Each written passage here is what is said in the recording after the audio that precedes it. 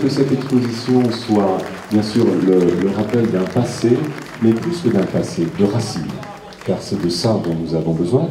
Le passé est le passé, mais les racines sont toujours vivantes. Et qu'elles puissent être aujourd'hui une source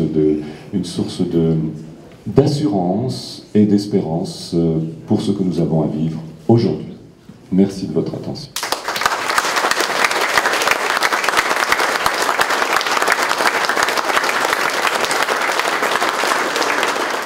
La bibliothèque patrimoniale du diocèse de Saint-Dié organise donc au musée Pierre-Noël une grande exposition rétrospective pour les 240 ans du diocèse, à travers bien sûr l'évocation historique, mais aussi en présentant toute une série de pièces qui n'ont pas été montrées au public depuis des années et des années.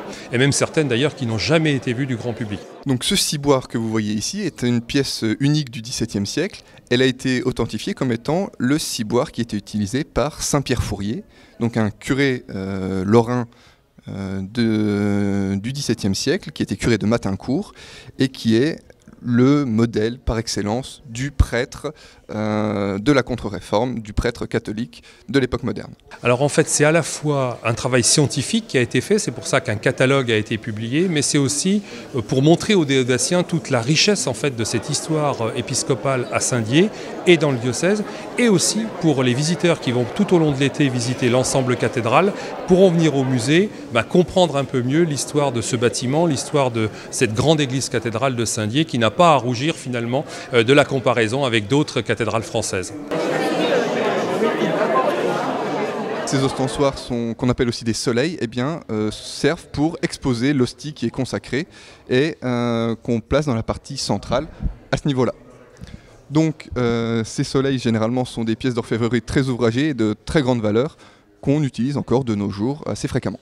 On se trouve devant la cathèdre de Monseigneur Foucault, c'est-à-dire le siège épiscopal qui est le symbole de l'église cathédrale.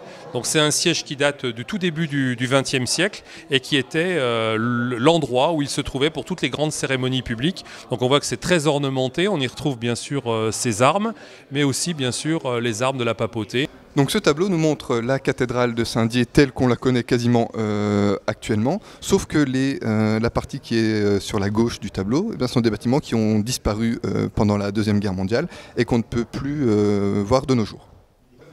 On a souhaité également consacrer une vitrine, un lieu particulier à Monseigneur Blanchet. C'est l'évêque qui est à Saint-Dié au moment des événements de 1940-1944 et il est resté très célèbre par rapport à ces 9 allocutions qu'il a données quasiment tous les jours au moment où les déodaciens étaient dans la peine, où la ville venait d'être rasée par les Allemands.